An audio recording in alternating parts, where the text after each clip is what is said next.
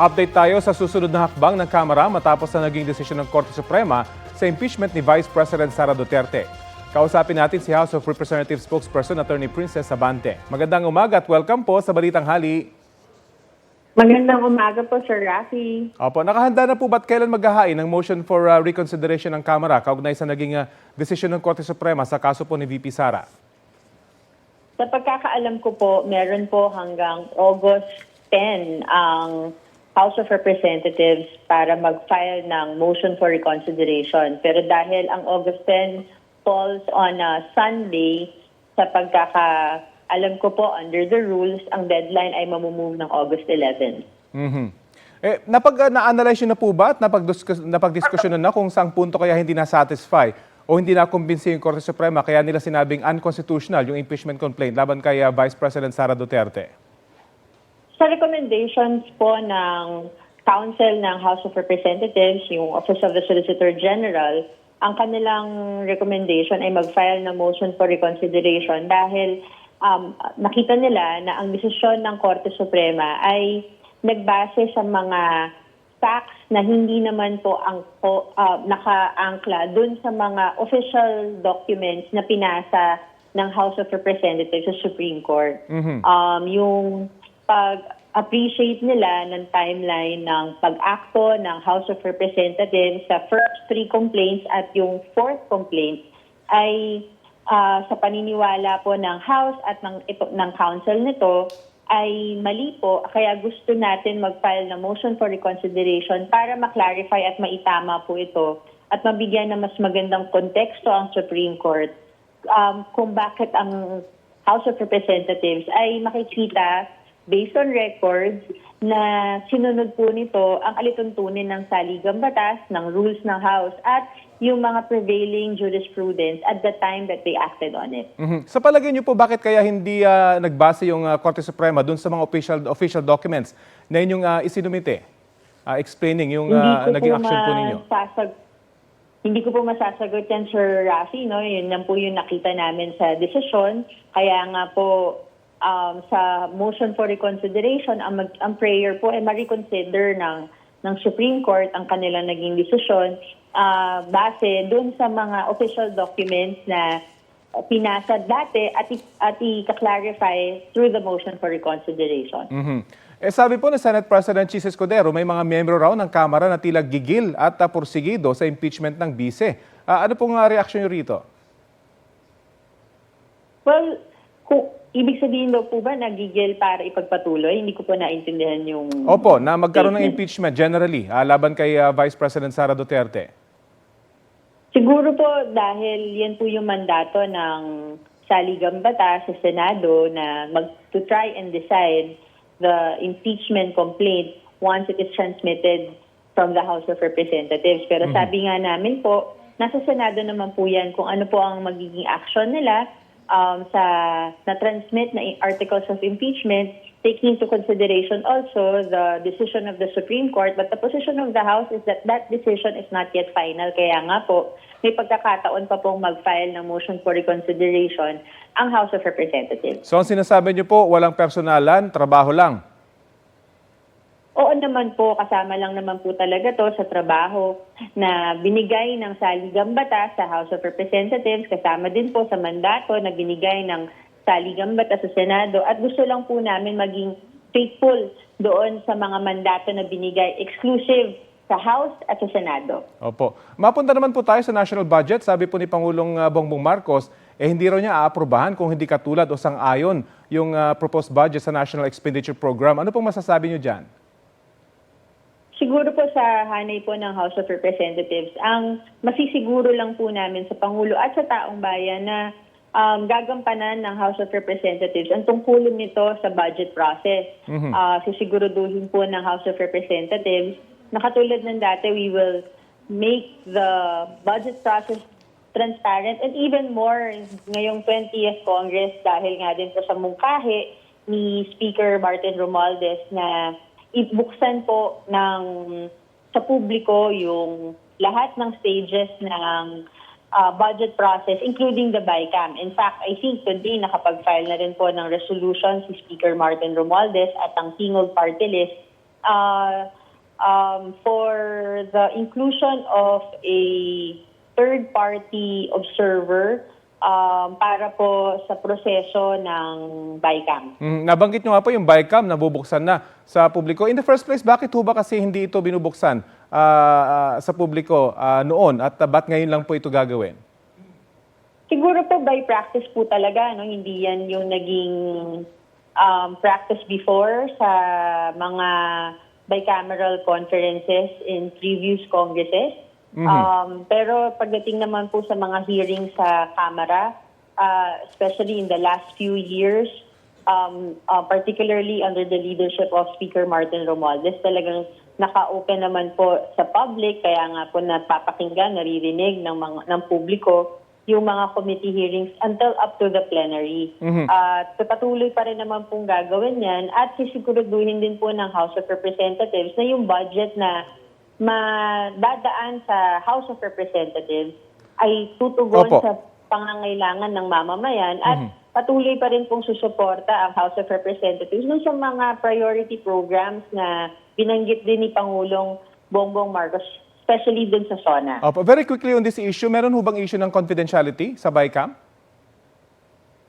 Hindi ko po masasagot po yan eh.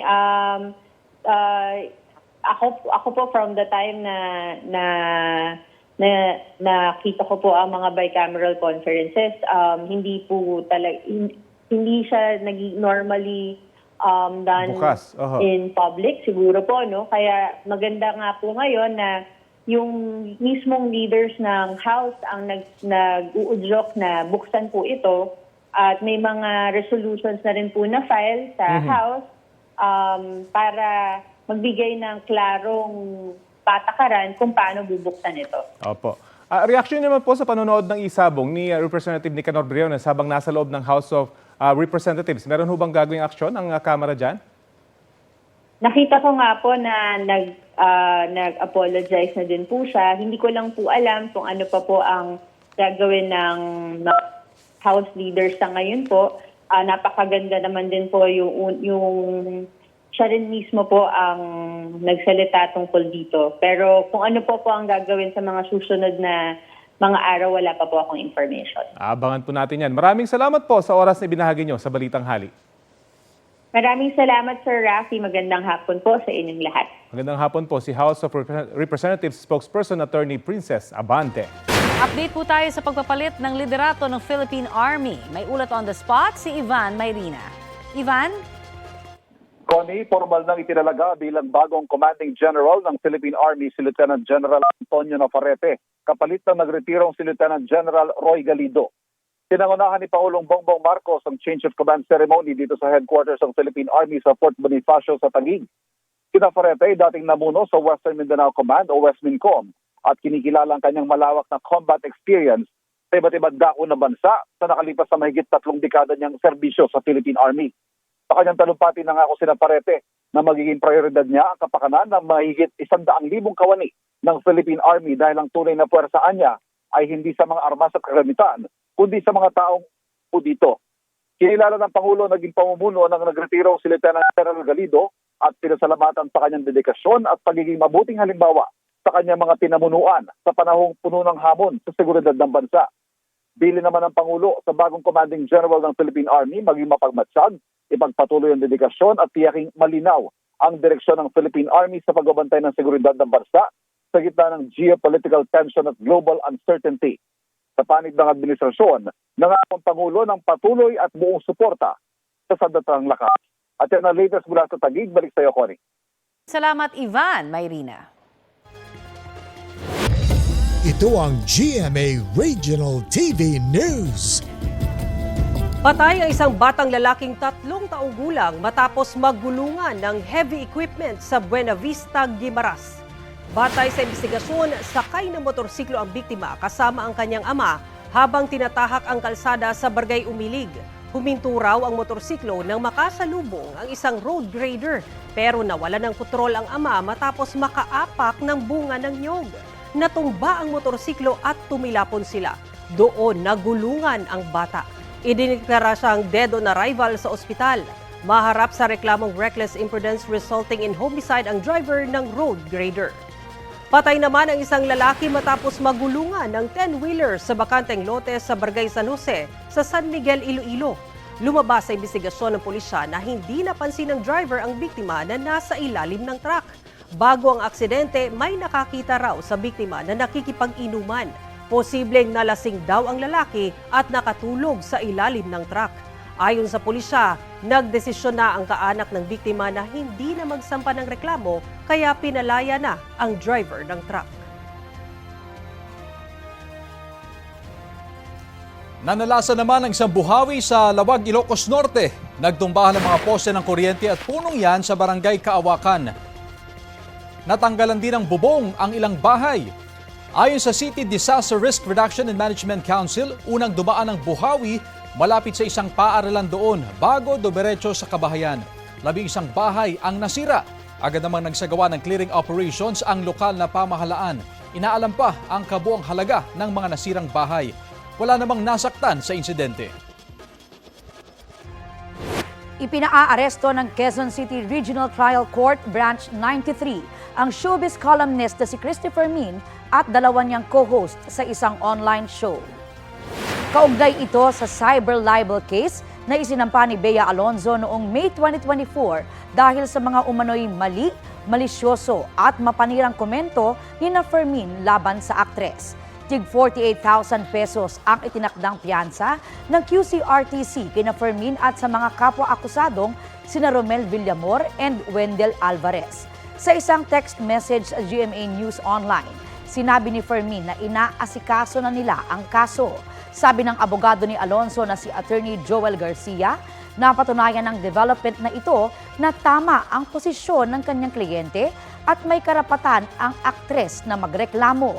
Binigyang diin ni Attorney Garcia na kahit may freedom of speech, hindi ito pwedeng gamitin para manira ng tao. Sinisika pa ng GMA Integrated News na kunin ang pahayag ni Villamor at Alvarez.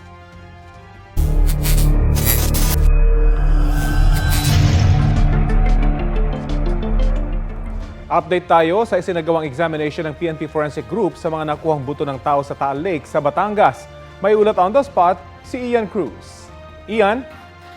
Yes, Rafi, walang nakuhang DNA profile ang PNP Forensic Group kaugnay sa mga nakuhang buto sa Taal Lake. Ito ang sinabi ni PNP spokesperson Brigadier General Jean Fajardo sa isang pulong balitaan dito sa Camp Crame. Ayon kay Fajardo, matagal na nababad sa tubig ang mga buto kaya marahil walang nakuhang profile. 3 DNA profile naman, Rafi, ang nakuha sa 2 lalaki at isang babae na nahukay ng mga otoridad sa Laurel, Batangas Public Cemetery. Sabi ni Fajardo, sa kabila nito, walang nag-match sa 23 DNA profile na voluntaryong ibinigay ng kaanak ng mga biktima ng missing sa Bungero. Sa kabila nito, Rafi, ay nagpapatuloy pa rin daw ang paghahanap ng mga buto sa lawa. May nakuhang ang buto kahapon lamang ang mga otoridad at Rafi, nananawagan naman ng PNP sa mga naghahanap ng mga nawawalang kaanak nila para magbigay ng DNA sample sa pulisya sa posibilidad na maikumpara ito sa hawak na DNA profile ngayon ng PNP. Balik sa iyo, Rafi. Maraming salamat, Ian Cruz.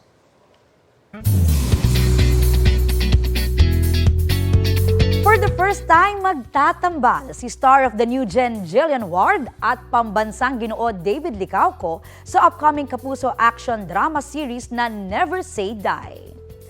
Parehong excited sina Jillian at David sa kanilang team-up para sa bagong seryeng puno ng aksyon. Makakasama rin sa series sina Kim Jisoo, Rahil Birria, Richard Yap, Gina Alahar, Angelo De Leon, Raymart Santiago, Wendell Ramos, Ayan Munhi Laurel at Annalyn Baro. Isinare din ni Jillian at David sa Inyong Mare ang kanilang preparations para sa kanilang roles.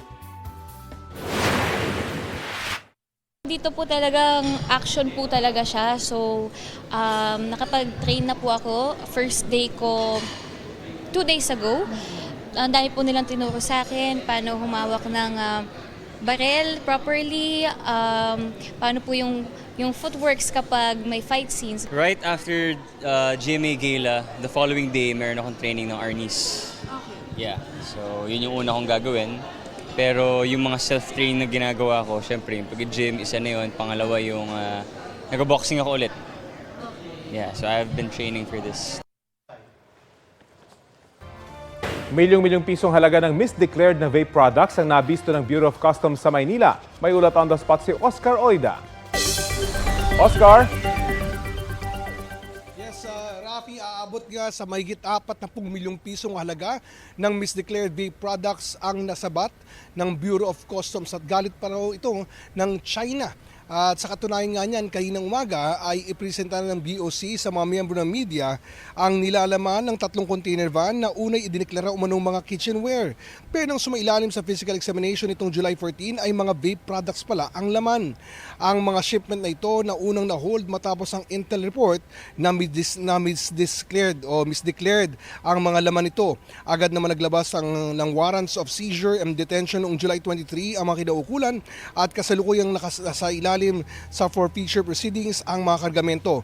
Pero hindi daw dito nagtatapos ang aksyon, Rafi, dahil may kaso na umanong inihanda kontra sa mga nasa likod ng kargamentong ito. Rafi? Maraming salamat, Oscar Oida.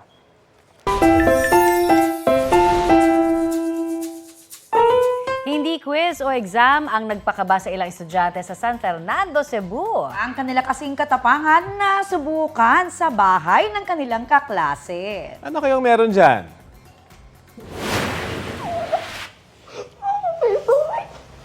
Halong tawa at kaba ang naramdaman ng mga estudyanteng yan nang lumabas ang isang malaking aso. Yan si Paeng na isang Great Dane. Nang bigla itong gumalaw at lumapit, kinabahan na sila. But don't worry, cause Paeng won't bite. Nangingilala lang daw ang fur baby sa mga bisita. Naroon daw ang magkakaklase para gumawa ng project tungkol sa pagiging good Samaritan. Sumakses naman daw sila sa project kahit bantay sarado sila ni Paeng. Ang video na yan may mahigit 1.6 million views na online. Trending! Ang cute naman ni Paeng Oo eh. nga. Tsaka mababait yan yung mga gentle giant. Correct. Oh. At